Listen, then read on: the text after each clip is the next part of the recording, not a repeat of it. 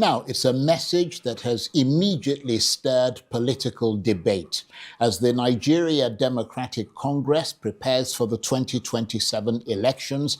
Its vice presidential candidate, Senator Rabiu Musa Kwankwaso, is urging Nigerians to return to what he describes as the politics of forgiveness and national partnership, drawing lessons from the alliances forged after the civil war between the Northern People's Congress and Nnamdi Azikiwe's NCNC, the emergence of Alex Ekweme as vice president under Shehu Shagari, and even the decision to allow Emeka Ojukwu return from exile and rejoin national politics.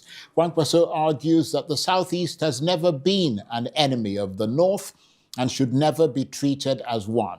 His remarks come at a time when ethnic divisions increasingly shape political discourse, even as his own ticket, pairing Peter Obi from the southeast with Kwankwaso from the north, seeks to present itself as a new national coalition. So is this genuine statesmanship, political pragmatism, or both?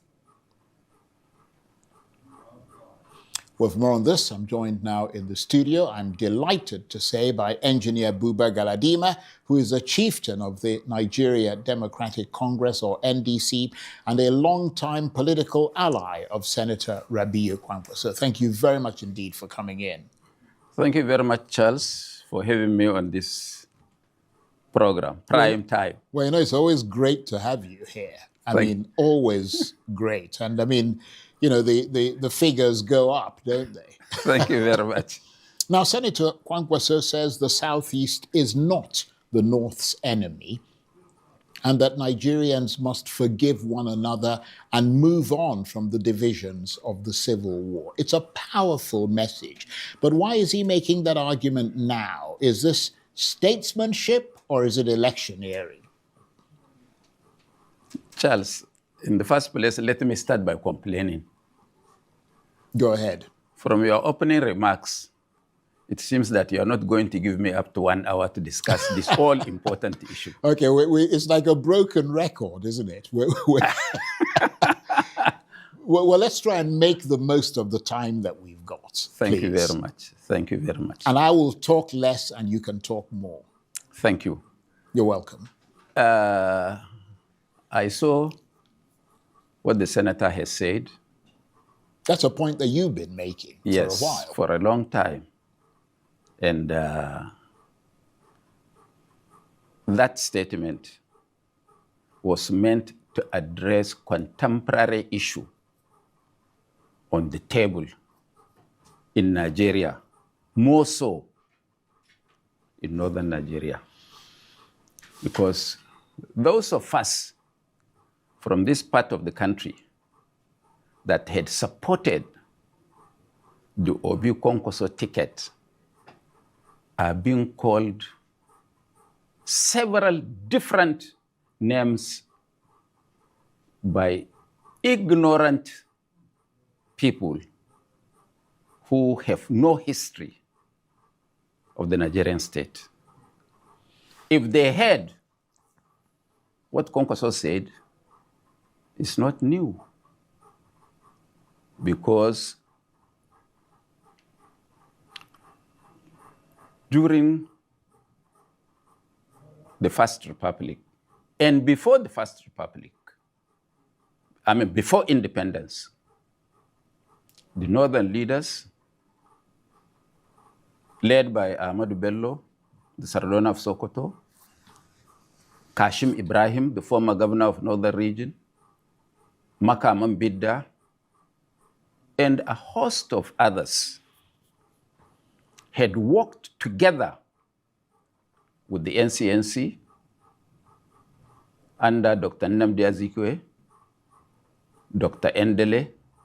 Have you heard that name before?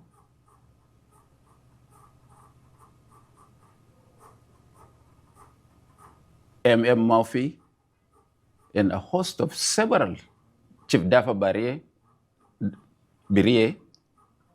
Chief Melford Okilo, and a host of others to fight for independence. And when 1960 came, Dr. Nnamdi Azikiwe and Ahmadu Bello teamed up together to rescue power from the colonial masters. And Dr. Azikiwe became the president of Nigeria and the commander-in-chief of the armed forces, while Balewa, representing the NPC, became the prime minister and head of government. And at that time, the unity and plurality of government was not in question. There was everybody in that government. Unfortunately, that unity in diversity was truncated in 1996. You mean 1966? 66. Yeah. 1966. A lot of people gave it different coloration. I am sure in my mind that nobody would want to destroy his house. Neither Zik, Okpara, Mbadwe, Akiloe, or Akinjide, who are prominent members of that government, wouldn't have advocated for the coming of the military. So, if anything had happened, I would rather blame the military than blame civilian members of that government. And certainly not the generality of people who have nothing to do with the coup. With the coup, definitely.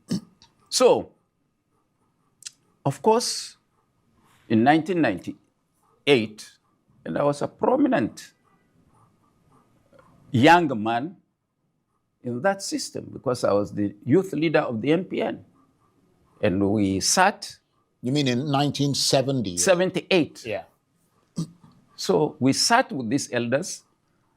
We sit and listen and look at them so that we learn the ropes. Indeed. And then the government of Shehu Shagali also came together with people of Southeast and formed the MPN. Collins Obi, Mbadwe, J.O. Kezie, Dr. Ukweme, and a host of several people. When elections were held, the NPN never had a majority in parliament. So they had to fall back on the old alliance between Zik and Ahmadu Bello. And Shagali now invited the NPP and formed a central government, of which Dr. Joseph West became the Senate president, while Barrister Ume Izueke became the Speaker of the House of Rep. So it's not new. And of course, Alex Ekweme became the vice president. Right. So it's not new. And in 1998, when the PDP, the dominant party, went to Jos to fish for a candidate, there were two prominent sons of this country, General Olusegun Obasanjo and Dr. Alex Ekweme.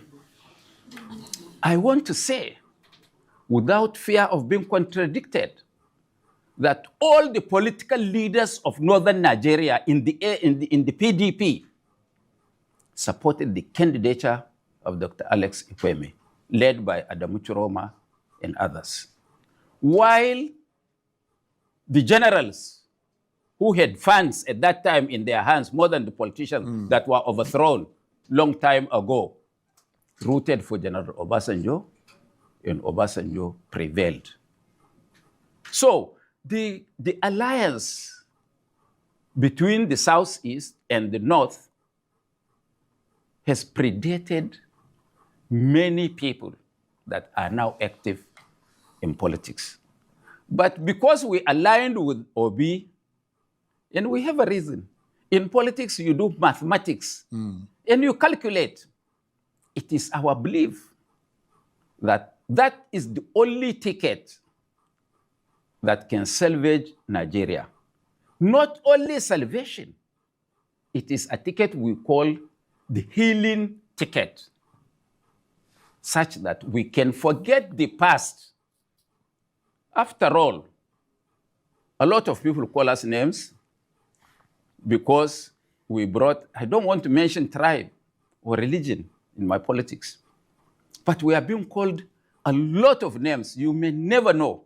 We've been having this fight in this part of the country. But doesn't that tell you that you're going to have a problem then in the north? No, let me land.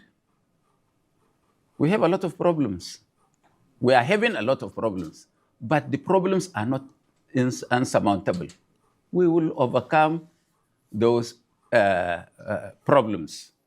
How are you going to overcome them if they're so deeply entrenched as you say they are? It's okay. Let me give you one typical example.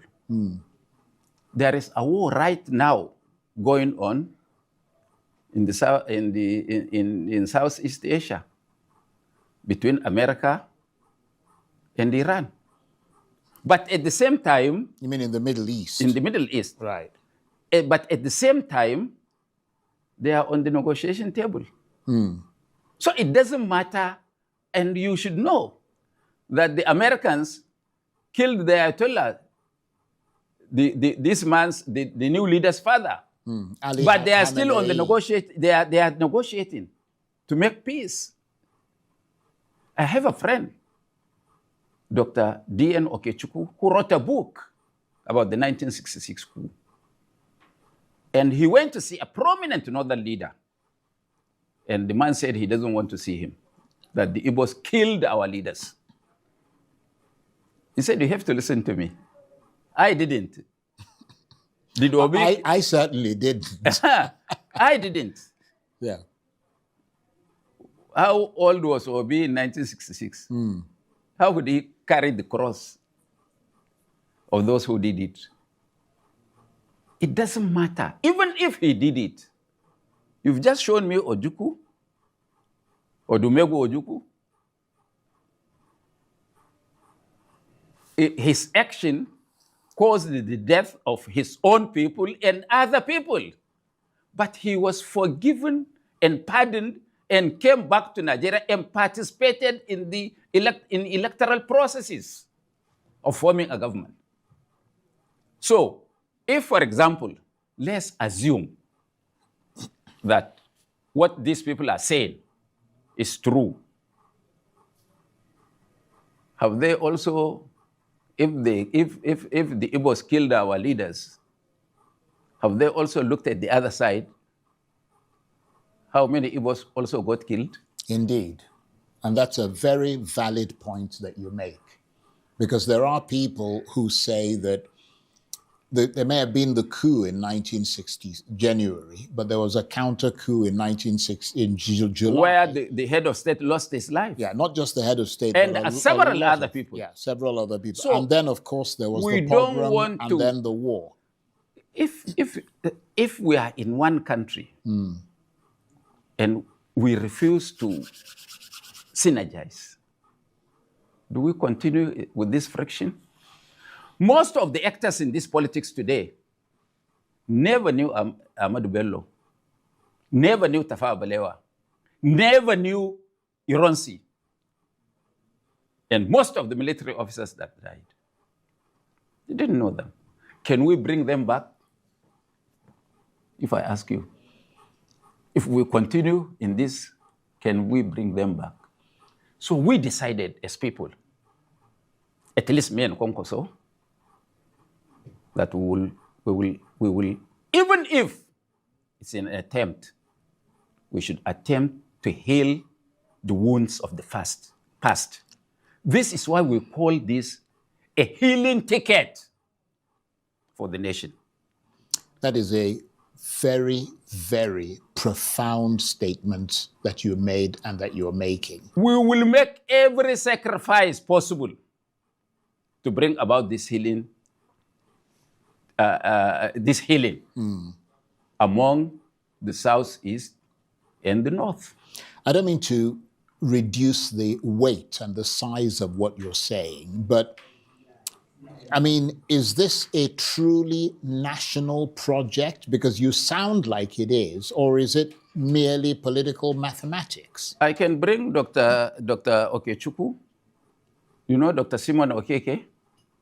He's the greatest Igbo man around this part of the country. The former chairman of the Police Service Commission. You ought to know him. He's one of the greatest Igbo leaders. I had been on this project with him for over 2.5 years. And it has yielded some results. Do you want to know the results? Yeah, go ahead.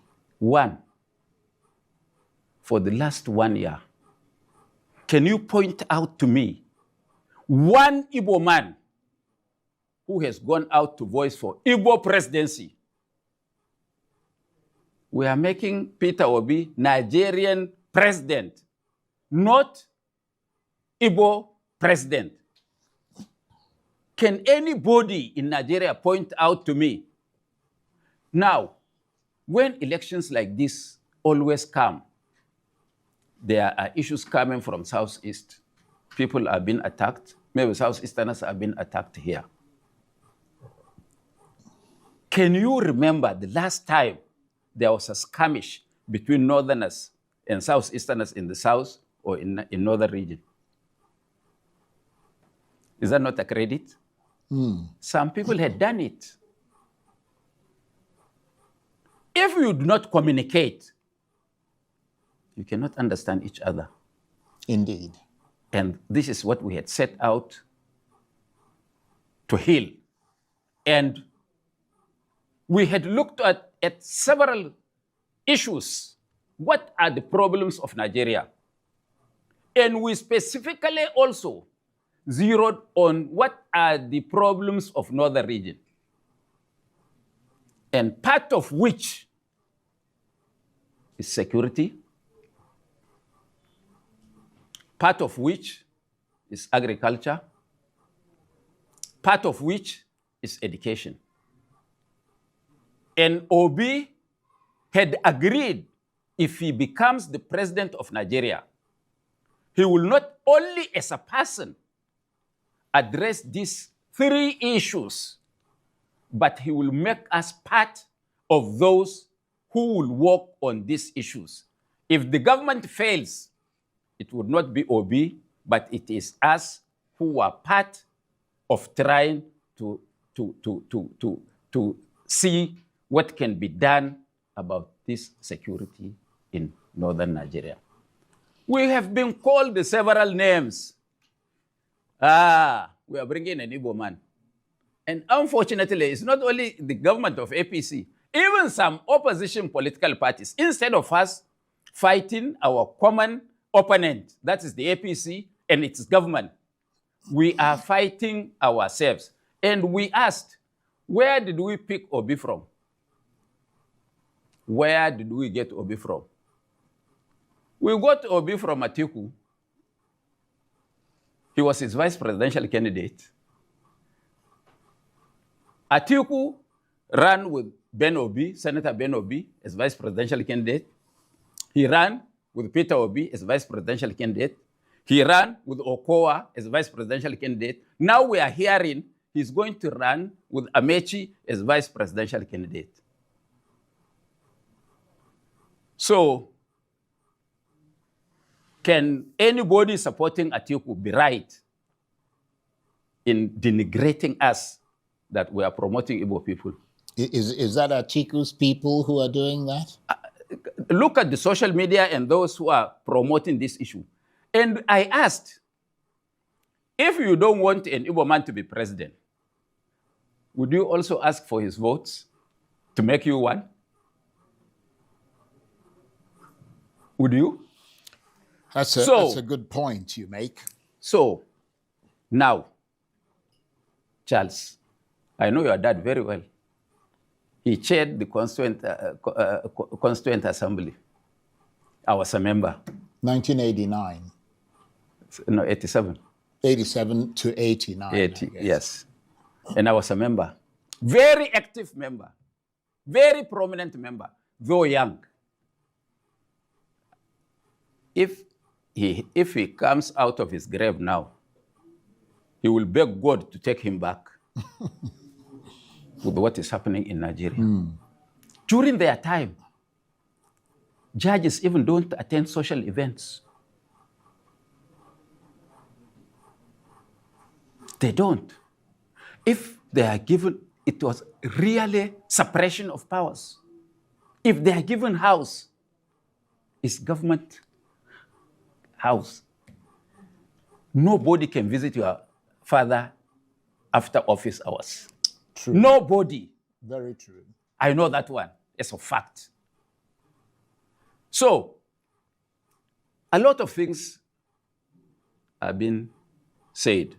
If you don't want us to support an Igbo man, don't also ask an Igbo man to vote for you. So, it is now incumbent on you from the Southeast. This is your best opportunity. You know that Ezekwe not only worked with Ahmadu Bello, could you remember that there was also a NCNC NEPU alliance of Malam Aminu Kano? Can you also remember that Dr. Ezekwe worked with Abubakar Rimi in 1983? So if Kwankwaso said that, it is just a water flowing through its normal channel. Dr. Kwankwaso says no one can win Nigeria by playing only ethnic or religious politics. Yet, election after election, politicians continue to mobilize voters precisely along ethnic and religious lines. Is he acknowledging that Nigeria's political class, including his own generation, created this problem? Of course, we did create this problem. We were part of it. Those who have nothing to offer always fall back on simple issues of religion and tribe. You think I'm not qualified to be president? I think you'd make a jolly good president. Thank you. But if I can come down and support people younger than me by nearly 10 years, it means I must have seen something in them. And a lot of people, elites, for example, in this part of the country that hate Kwankwaso, is out of jealousy because they see him as somebody who has done what they could not do. And this ticket is not about Igbo, it's not about Hausa, not about Islam, not about Christianity. This ticket is about Nigeria. We cannot afford to have multitude of young men and women on the streets without a job. We are having a test of it. All these bandits, without education, without anything. You have Boko Haram, you have IPOP. We cannot afford to do that. Some people must put on their thinking cap to educate these people, to make them have skill, to show them the way of how they can be great. They cannot perpetually be your servants on my own. And we have sat down and looked at Nigeria and looked at the multitude of the population and zeroed on what shall we do should God give us this power. I want to tell you one thing. Since this government came of APC, at the coming of Tinubu, the greatest employer in Nigeria is agriculture. That has been neglected. Not only neglected, they imported food to crush the price, such that it will not be charitable to go to the farm. And you are a farmer, of course. Yes. A bag of maize is 25,000. I wanted to sell my own yesterday. In fact, I will show you 900,000 naira they sent me. But I buy a bag of fertilizer for 5,500 to 7,000 urea and NPK. Tinubu, Buhari, as bad as he is, and as fierce as I fought him, ordered tractors, thousands of tractors from Brazil. They are all now packed at the Seed Council in Sheda after Gwagwalada. Anybody should go and see. They refuse to distribute it to the farmers. That is why in this part of the country, when they say Tinubu is their enemy, people cannot understand. So these are issues that we will address. Shall we win this election? And we can win, God willing. Those tractors will not spend 1 week where they are. And we will stop importation. Government can subsidize the farmers to produce. That is a way of creating employment. Why should we? And then you can develop a country without skill. We will teach young men and women, including graduates, skill to look after themselves and be employers of labor. Not only that we will use agriculture to produce raw materials and manufacture. Any country that cannot feed itself is a slave. Any country that cannot clothe itself. Are you not proud that under sanction, a third world country like Iran had become what they are? There is a food for thought. We can manufacture a needle in this country, even toothpick. And somebody tells us it's re-engineering the economy. So they say they are fighting corruption. Let's have a chance and call them and tell them, you've taken this loan, this is the total. Show us what you have done with the money. On that note, you will not say that I didn't give you the time to talk, because you have been speaking and you've spoken volubly. And I think a lot of people would have taken on board what you have said. I want to thank you exceedingly for taking the time to come and share your thoughts with us. And I look forward to the very next time that you will occupy the seat again. It's always a tremendous pleasure to see you and to hear you talk. Engineer Buba Galadima is a chieftain of the Nigeria Democratic Congress and a longtime political ally of Senator Rabiu Kwankwaso. Thank you very much indeed. And let's just leave it, because I know what you're going to say next.